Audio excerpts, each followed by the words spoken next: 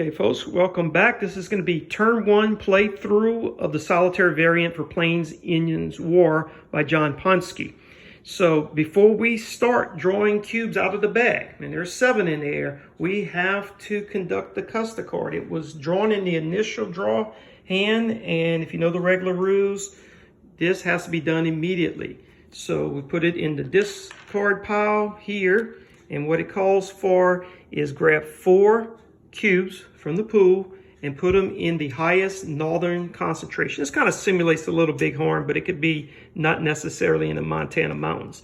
And this is the only major concentration, so this is where the battle is going to be. Now, on the card, the custard card is handicapped by, instead of using 2 dice, it can only use 1. And so we're going to start the battle with 2 red and 1 blue cube right here. Let's go. So we've got 2 hits, 1 hit each. So here's your pool. We don't put the Indian cubes in the Solitaire version back to the casualty and then take an action and move it back. They just go straight back into the pool here. So that's unlike the US player, which has a casualty pool, and then you'd have to take an activation to move it back, the group back to the pool. So let's continue the fight. Still 1 blue cube, 2 red cubes, and we got a lot of action here, 1 hit apiece. So 1 red back to the pool, and 1 blue cavalry piece back to the casualty box. Still going. All right. We've got, again, a lot of casualties, 1 each. And now there's only 1 red cube, so we're going to drop 1 red dice, 1 each. And we have the peace symbol, each peace symbol. So the regular rules, what happens is that this majority force stays, the smaller force retreats. If they're tied, which they're in this case, then the aggressor, the one that came into the area, will have to retreat. And you want to retreat to the adjacent box if you're able to. This is friendly, so we will move to this space here. If it's not friendly, then you would move it to the another area that would be friendly. All right, that's not adjacent. So that's the card, and we will replenish that. So you always have 3, and now we have 3 engagement cards. Wait. Okay, so take the cubes out, and we go to the first draw from the bag. And we get, oh, U.S. Cavalry. So they go again. So you can play any one of these forces here. This allows for 4 cubes, 3 cubes, 4 cubes. So let's get started with, let's see, let's just go ahead and do the Fort Leavenworth card. We'll put it in the discard pile. And it says grab 4 cubes. You can activate 3 groups and move up to 2 regions. So we're starting off with 1 in St. Louis and 1 cube already in the setup in Sacramento. So what I like to do is start building up to Sacramento. So when the railroad gets completed through the mountains, you have a sizable force here that can move in and kind of clear out this area. And we'll put 3 here in St. Louis. So these are now going to be activated. And I like to fight with some of the settlers to kind of help with the casualties. This is the only thing that can move. These guys can't move because the railroad's not built through the mountains yet. So what we're going to do is we'll try to take care of these 2. We'll split up our forces, moving 2 here and 2 here. And so that's really 1 activation. I don't have any other activation. They're kind of wasted.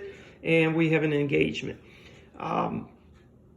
The human player plays basically the normal rules. So in this situation, with 1 single cube, that's going to be an ambush situation, and this is going to be an ambush situation. So you roll 1 dice apiece. I'm just going to take care of the ambush right now. 1 red and 1 orange. And if we get a hit, oh my goodness. So both are hits.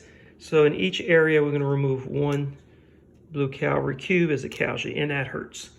All right, so now we're going 1-on-1. We can conduct maybe the north region first, roll 1 dice each, and they both hits. They both are eliminated.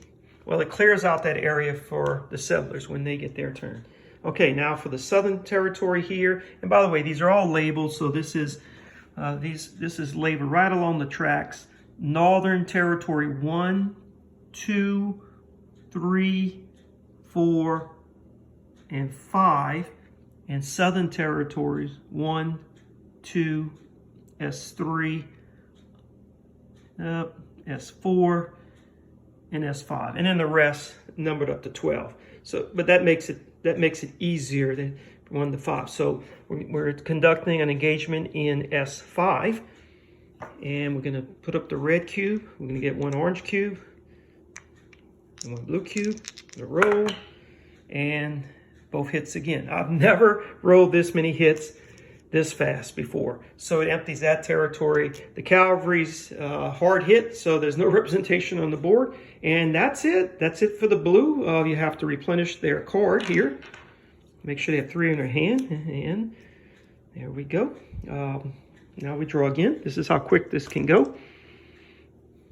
And it's black. Now black represents the railroads. Here's your turn track here, or your turn order track. So black. Now, in order to place the railroads, you need settlers along here. Well, we don't have any, so no railroads can be built coming out of St. Louis just yet. But in the Sacramento area, you start off by rolling 2 brown dice. And if you get any symbol, then you place a railroad cube to the mountains. And we got 2 symbols, so that's going to be 2 black cubes. That's a good roll. And we start constructing. And this is hard. A lot of times you get the railroad almost all the way built and you're over here before this gets completed. And until this is completed, these guys, which I'm going to start building up, cannot leave. They cannot move out of Sacramento. So we got 2. That's good. That's the end of the railroad draw. So 2 of 7. Put my hand in here, randomly pull 1 out. And this is the settlers dice. These are the brown guys. So we go over here. And these are your cards. You can play one or the other. But this one is an extra one. This is a text card. Let's see what it says. This is the James Beckworth. No attacks against wagon trains for the remainder of the current disc draw. So I don't want to play this now. I really want to wait to have a lot of wagons on the trails and then play this, and the Indians can't touch them. And I want to utilize it the best. So I'm going to keep this in my hand, and I'm going to play one of these. This is 4 cubes. This is 4. 3, activate 3, move up to 2. These are the same. So let's just play one, the McCormick card. And that's a historical thing here. I can't read them all, obviously, but agricultural inventions created dreams of bigger and better harvests across the country. 2 of these inventors were the steel plow and McCormick's reaper. By the 1860s, both were being manufactured in Indiana and Illinois. A little bit about McCormick. He's from Virginia, and the guy, before the Civil War, moves to Chicago and makes a small fortune. And, of course, he's in the right place, Chicago, Illinois, to get his production out in time for the post-Civil War boom of selling the West. So that's why he's in this game. So let's play this one. We'll put it in a discard. We're going to have 4 cubes. Here's our pool. And we can place as many in Sacramento, where the blue is limited to 1 per active, 1 turn. To put 1 here. You can put all 4 if we want, or we can put them here. Well, obviously, railroad's not built here. I've got a few. I want to get this settled. I want to get 3 so I can get the railroad the next turn. So let's do this. Let's put 3 here and split this up. You can split up your activation. So that's 1 activation. Put 1 here and 3 here. I like to do a little concentration because later the cavalry can have this sort of, try to remember what it's called, enhanced movement. Let's just show you that in the regular rules. You can find it. Yeah, influence movement. So an influence movement, what can happen is basically 2 brown cubes can tag along 1 blue, or 1 blue can tag along 2 brown. And you can also do that with purple. 2 purple can drag along 1 blue, or 1 blue can drag along 2 purple. So that's your influence movement. So we don't have that yet, but I like to kind of prepare for that. And that's it for brown. There's no action. I don't like to use them for fighting. They're very, very poor fighters. There's not a whole lot on this. Here's the brown dice. You've got you got a hit here. Okay, 1 hit and 1 piece. So you got 1 out of 6 chance of hitting there. So I wouldn't use them too much in the regular engagements unless you have cavalry forces with you. Okay, moving on. We need to replenish our card here. And we get another little text card we can use later on.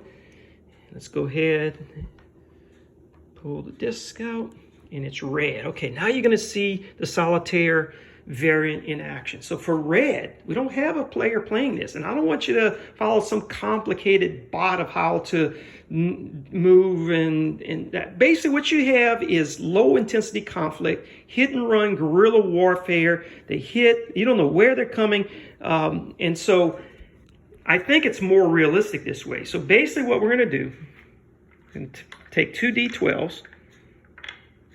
Here we go. I'm going to roll them. And we have 11 and 6. So we're going to take 2 red cubes, because this is the red cube was drawn. And we look for number 6, which is right here. And we place it in here. Add it to that area, max of 4. And then the other number was 11. So 11 is way over here. And so what you're going to start seeing is the plains being populated with Indian cubes, and the cavalry can't ignore it. They're going to occupy the trails they need to clear up. They're going to occupy regions along the railroads they need to clear up. They're going to occupy key areas that need to be taken for points, the Black Hills in Denver, for example. Or if they'll start concentrating with 4, and those are going to gain you 5 points if you don't break them up. So you can't ignore anything in this game. And that's the red turn. There's no conflicts, so we move on to the 5th draw, and it's purple. Now this is going to be interesting. So the first thing you look for, are there any 2 red cube concentrations in the northern purple regions? No, there isn't. Are there any 2 orange cube concentration in the purple area? No, there isn't. These should be in Mexico here. If they were, then you would take 1 orange cube extra and place it adjacent to that 2 cube concentration in any purple controlled region. So for example, let's say there were 2 orange cubes here, and what you would do is you would put 1 here, 1 here, 1 here, and 1 here, just like that. Now the max concentration for the Indians, red or orange, is 2. So it doesn't go bigger than this. So it's imperative that you break up these 2 cube concentrations if they start to occur, or else chaos results. There'll be a lot of fighting. You cannot ignore the purple region. So there's none here. So in that situation, what you do next is you take your 2 D6, and I got these color-coded. These are my own personal dice, 1 red, 1 orange. You roll them. I've got a 2. And you look for, this is enemies, or enemies of the plain Indians 2 here. And you're going to place 2 red in this sector. Okay. And then we have number 3. So these are labeled, and again, used to be labeled E1 through E12, but a little modifications. They're E1 through, they're going to be northern and southern E1 through E6. So there's no confusion. So this would be 3, and this is an important area because it contains Phoenix. Take 2 orange and put it here. Okay. Now the regular rules kick in. You can take 1 purple cube from the pool, and you can place it anywhere in the northern or southern area, and then you have 1 activation. So really you got to decide. Looking at what's important, there's 5 points for Canada. You don't want the Indians to have that, and 5 points to make. They're not being threatened. This could be a possible threat. You want to break this up. And you also have here, and you have the trail. I think I'm going to put the extra one here. And I'm going to, my activation, and the activation is 1. It could be, I don't have any casualties. It could be moving from the casualty box to the regular pool. Or it could be any one in the northern or southern area, including Mexico or Canada.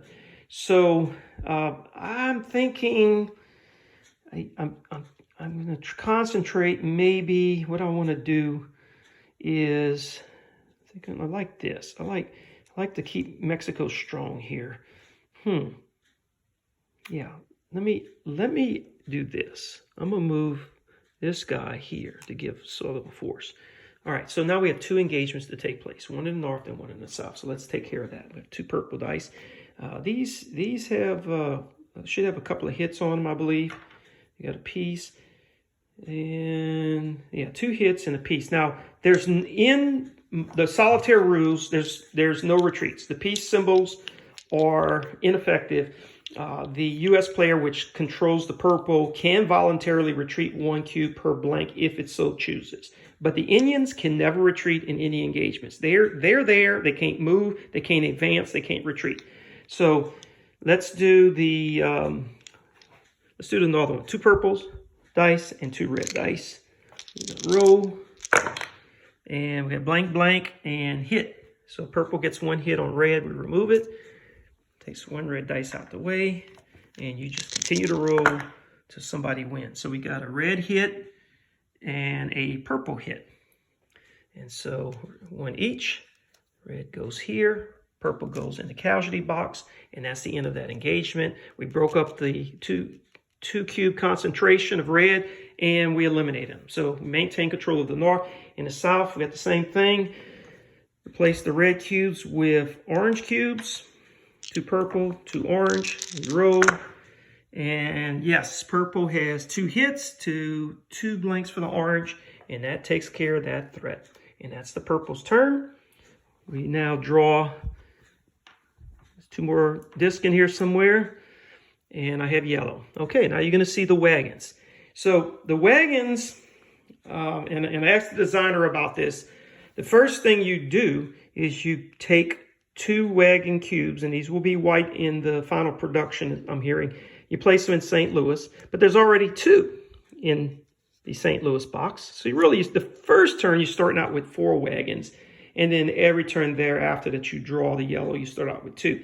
And then your decision is which trail do you want to go along. So what I try to do is see, I try to open up the trails. And so right now, there's not a clear path. These are both open, but you got a large concentration here. I may want to try to avoid that. And I don't think there's a limit on what you can do. I like to put them on the trails. Put them on the trails here. But that's, you roll that, you're hitting them all. I think what I'll do is maybe I'll take 1, put here, and 3 up here. All right, now, there's no engagement because both of these are occupied by the U.S. forces, the settlers. So that's okay. But to make this more interesting is take your 2d6, you roll them, and if you roll a 2 for wagon trail, I'm sorry, if you roll a 1 for wagon trail number 1, or you roll a 1 for wagon trail south 1, then you're going to have an engagement. Sort of in the middle of the night ambush, hit and run. So here we go. Red for the north and orange for the south. So what I usually do as the game goes on is I follow trail 1, 2. This is W3, and there's nothing here. So that's going to be ineffective. And then 5, just to show you, 1, 2, 3, 4, and this is 5. And there's nothing here. So what I'll show you is it was convenient. There are actually 6 regents that have the wagon trail in the south, but in the north, it splits for one thing, and then there's an extra one. So I didn't want to roll a d7 or come up with anything. So what I did, and to make it fair, so depending on what direction you go, this is the shorter route right here. And so I made this a 5 and a 6 in the north. So you roll a 5 or 6, this is getting hit, but also this is a 5 and this is a 6. So that may come up, may not. So right now, that's it for the yellow turn. There's no action, but as the game progresses, there will be a lot of action. All right, and then the last cube is, anybody knows? Orange. Southern tribes, Southern Indian Plains tribes. So, solitaire rules, roll 2d12. We're going to put 2 in each of these locations. That's an 8 and a 6. Here's number 8 and number 6. And that's the end of turn 1, folks.